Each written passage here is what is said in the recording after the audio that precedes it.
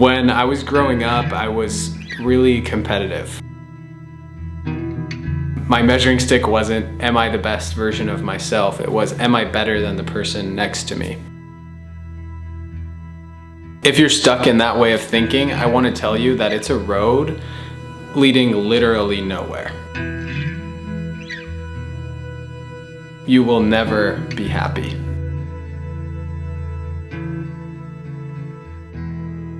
Even if you beat the guy next to you, your priorities are going to be so out of line with your real values that you'll have just enough self-doubt and even self-hate chipping away at your confidence that you'll never be truly happy or truly free. And that's what we want at the end of the day, right?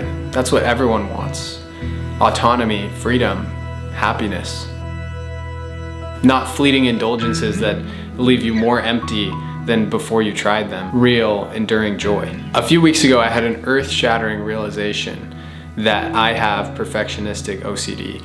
I'm self-diagnosed. I haven't gone to a counselor who's told me this, but looking at my past, it became abundantly clear that I've had this for a really long time. And if you're watching this video, you probably have something similar, or you might know someone who does. Here are a few signs that you might have OCD or some sort of perfectionism. The first one is you have lingering regret from things that happened years ago that have absolutely no bearing on who you are today and probably weren't even wrong in the first place. The second one is that you hold yourself to higher standards than literally everyone else in your life. You say things to yourself that you would never ever imagine saying to anyone else. Third is you stress over finding the perfect option instead of just choosing what makes you happy. Just like traditional OCD, this person might try to make sure everything's really clean. You try to do the same thing with your life.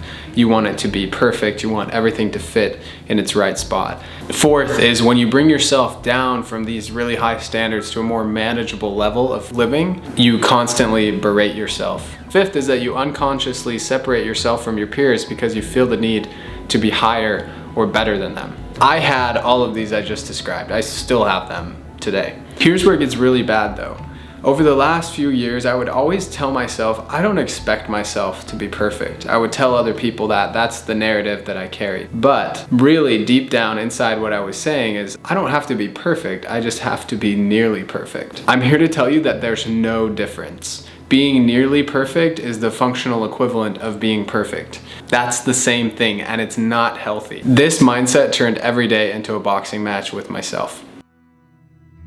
Today is my 23rd birthday. When my friends have birthdays, I always like to ask them, what did you learn over the last year? And what are your goals for the next year? I thought I'd give my answers to those questions here. What I've learned over the last year is that stillness is the key. In Ryan Holiday's book, Stillness is the Key, he talks about Lincoln in the Civil War. As he saw everything that was going on, he realized that if they could capture Vicksburg, this one city, that was the key to winning the war because of the ports and other things that were going on in the war. If Vicksburg could be captured, everything else would be taken care of. And what Lincoln said was, Vicksburg is the key. Similar to Lincoln, we don't know how each battle in our lives is going to play out. I don't know if tomorrow I'm going to have an experience that flips all of my current beliefs on their head. I don't know where I'll be in 5 years or what exactly I'll be doing. I do know that whatever I end up doing and wherever I end up going and whatever ends up happening around me, stillness will be the key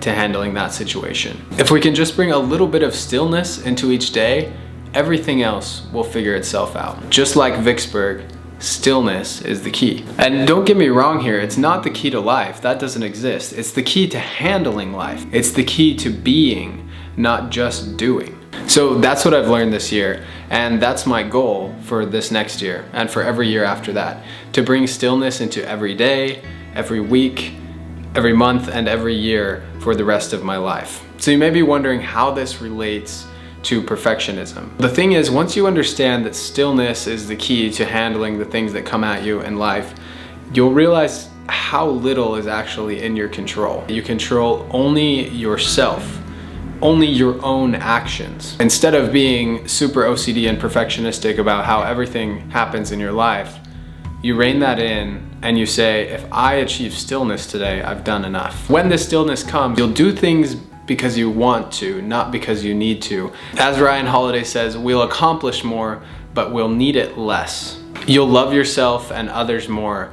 You'll drop out of the silly races that everybody else is running, and you won't feel bad about it. Your actions will finally align with your real priorities. If you're interested in how I do this or how I'll continue to do this, please consider subscribing to the channel. There's a lot of great content here already and more coming in the future that will help you understand how stillness can be applied to your life to overcome things like OCD or whatever it is you're struggling with. But I just want to share one thing today so you come out of this video with a practical tip. The one thing that I do every day that makes the biggest difference in bringing stillness into my life is going for a walk. So if you're watching this video, leave your phone at home, go on a walk, take a second to breathe and think and take a break from the busyness of life, and you'll see how much of a difference it makes.